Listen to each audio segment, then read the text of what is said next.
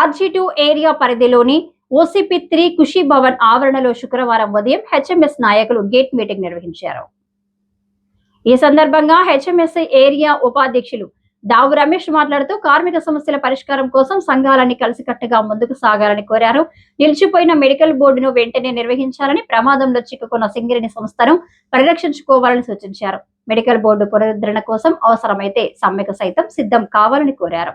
ఈ కార్యక్రమంలో HMS నాయకులు రియాజ్ అహ్మద్, ఆర్ఎల్లి పోషం, భువనగిరి సమ్మయ్య, రత్నాకర్ రెడ్డి, సంపత్, నీళ్ల రవి, అభిషేక్, ప్రసాద్, ఎస్ రాజు, జితేందర్ రెడ్డి, గౌస్ పాషా తదితరులు పాల్గొన్నారు.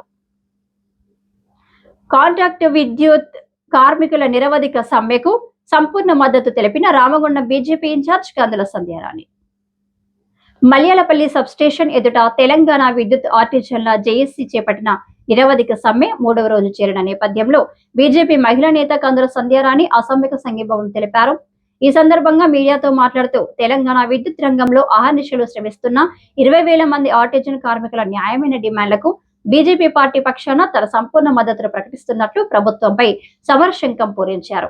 రాష్ట్రానికి వెలుగులు పంచుతూ ప్రమాదకర పరిస్థితుల్లో విధి నిర్వహణ చేస్తున్న ఆర్టిజన్లను పాత ఏపీ సెబ్ నిబంధనల ప్రకారం తక్షణమే క్రమబద్ధీకరించాలని, వారిని సెకండ్ గ్రేడ్ కార్మికులుగా చూడడం రాజ్యాంగ విరుద్ధమని వారు ఈ సందర్భంగా తీవ్రంగా మండిపడ్డారు.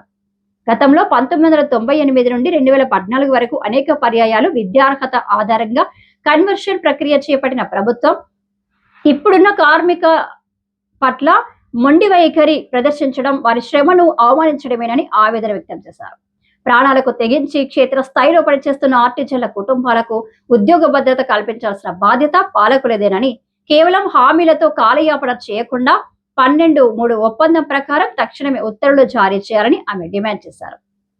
రామగుండం గడ్డపై కార్మికుల పక్షాన బీజేపీ అండగా ఉంటుందని, న్యాయం జరిగే వరకు అసెంబ్లీ నుండి సెక్రటేరియట్ వరకు పోరాటాన్ని ఉధృతం చేస్తామని హెచ్చరిస్తూ ఆర్టిజన్ల జీవితాల్లో వెలుగులు నింపే వరకు విశ్రమించబోమని కందుల సంధ్యారాణి స్పష్టం చేశారు.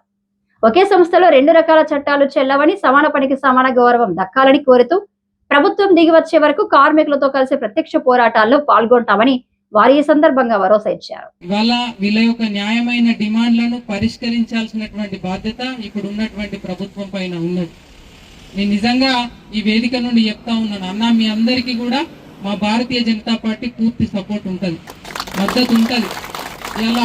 ఇలా 3వ రోజు కదా, 30 రోజులు చేయండి. ఇలా అవసరమైతే మేము కూర్చుంటాం మీతో గట్టిగా. ఒకరోజు మాకు అవకాశం ఇస్తే మా కార్యకర్తల నాయకులతో వచ్చి ఇక్కడ మీకు మద్దతుగా కూర్చుంటాం. మీరు ఏ ఉద్యమ కార్యాచరణ ఇచ్చినా కూడా భారతీయ జనతా పార్టీ మేము ముందుండి మీ పోరాటంలో భాగస్వామ్యం వహిస్తాం. ఎందుకంటే ఇవాళ క్షేత్రస్థాయిలో పనిచేసేది మీరు. ఇలా ఒక సంస్థలో 2 విధానాలు ఉండడం అనేది రాజ్యాంగానికి వ్యతిరేకం. ఇవాళ ఒకే విధానంతో అందరికీ కూడా సరైనటువంటి అవకాశాలు ఇచ్చినప్పుడు మాత్రమే సంస్థ బాగుపడుతుంది. కాబట్టి ఆ రుచిని చూపెట్టాల్సినటువంటి అవసరం వచ్చిందని నేను అనుకుంటా ఉన్నాను. కాబట్టి ఏదైతే APSCP రూల్స్ ఏవైతే మరి వాటి ప్రకారంగా విద్యార్హతలను బట్టి కన్వర్జేషన్ ఇప్పించాలని చెప్పి మనం ఏదైతే డిమాండ్ చేస్తా ఉన్నామో అది తప్పకుండా వెంటనే రాష్ట్ర ప్రభుత్వం అమలు చేయాలని చెప్పి మీ అందరి పక్షాన నేను డిమాండ్ చేస్తా ఉన్నాను.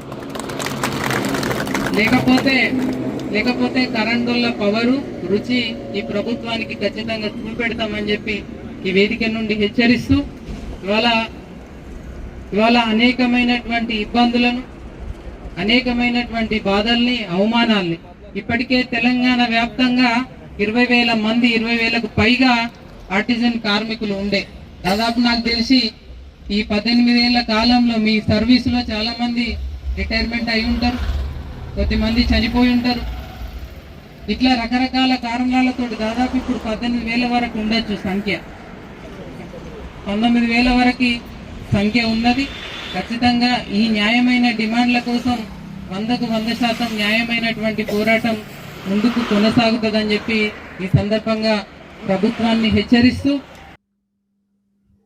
ఈ కార్యక్రమంలో జనగామ మండల అధ్యక్షులు గుండబైన భూమయ్య, అంకరి భరత్, పరకాల మురళి, భండారి శ్యామ్ పటేల్, చిరువేరు కుమార్, చెక్కన బాలు, శిలారపు కళ్యాణ్, ఏరుకొండ తిరుపతి, అల్చేరి గౌరీ శంకర్, శ్రీనివాస్, సంతోష్, సాయి తదితరులు పాల్గొన్నారు.